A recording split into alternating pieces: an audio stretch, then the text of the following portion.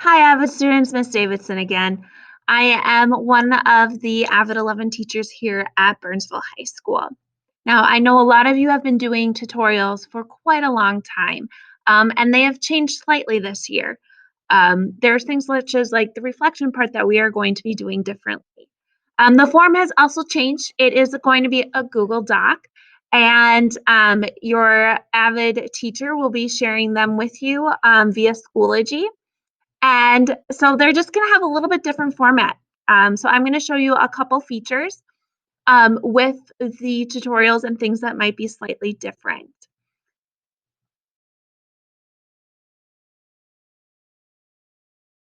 You are going to be filling everything in as you go. And obviously, it's going to be a copy, right? So you're going to put your name. So my name is Liz Davidson.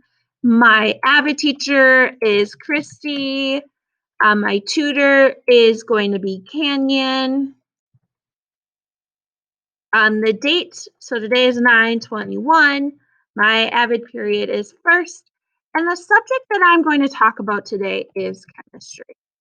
Right, so make sure you always fill that in right away.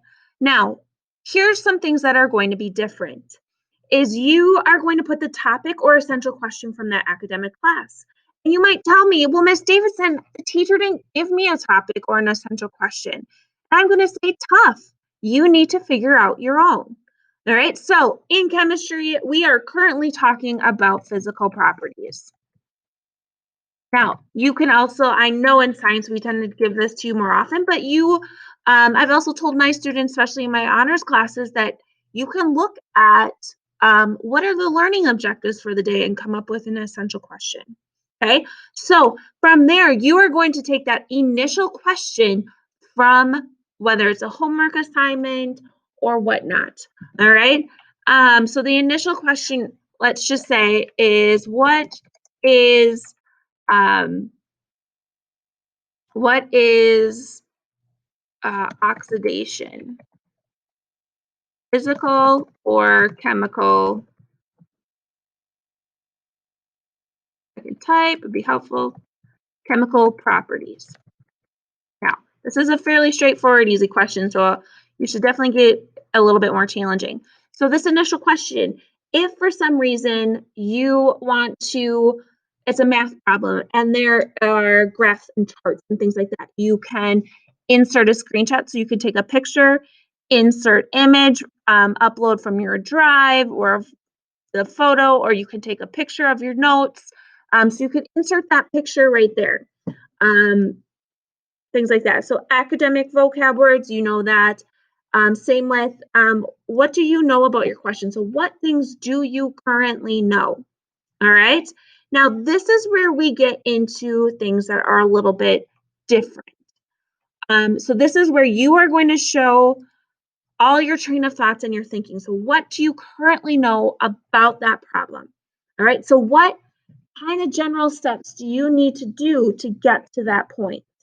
So you need to think a little bit more. It's not just, this is not where you're filling in your steps at the end. Where do you get to where all of a sudden you run into that roadblock? So it is slightly different, okay? So these are just some things that you can use. The question mark or the exclamation point for things that you need to look at a little bit more confident. You can put a smiley face, all right? So this is where you are writing down all that information. Again, you can stick a picture in there if you've taken some notes, or put a list, all that kind of stuff. This is the last part, is write an authentic question about your point of confusion that is different than your initial question. This should be all about where are you stuck? So if I'm talking about physical and chemical properties, I could say, well, I know that a physical property is about physical properties describe the substance, where chemical property talks about a does it or does it not react. So I maybe am stuck where I don't know what oxidation is, and I write an authentic oxidation deals with what type of compounds, what does it mean? So your tutorial question should be very different than that initial question. Where are you stuck? Right? So these are the things that are different with our tutorial, our TRF forms. Okay. The other thing is you'll notice there's no spot for us to write a reflection, but you are still doing that closure. You will be talking with your tutors via Google Meets and either summarize what were the main key points, reflect on today's process. And we will give you guys a little bit more information on those as well. You still have to collaborate. You still have to communicate. Are you talking with your peers? Are you using academic vocabulary? All that kind of stuff. Okay. So if you have questions, please let your Avid teacher know, let your tutor know, and yeah, we'll go from there.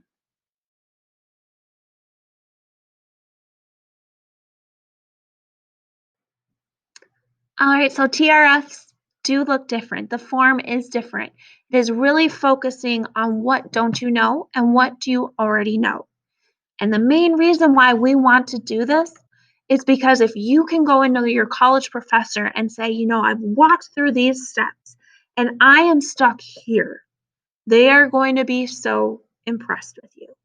So we want to work on that skill now as high schoolers. Also with the TRFs, we're looking at the reflection. It's more of organic.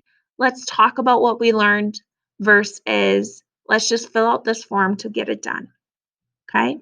So again, let us know if you have questions, but it's really to focus on here's where I'm starting, here's where I'm stuck. Right. Have a great day. And if you need anything, let your Avid teacher know.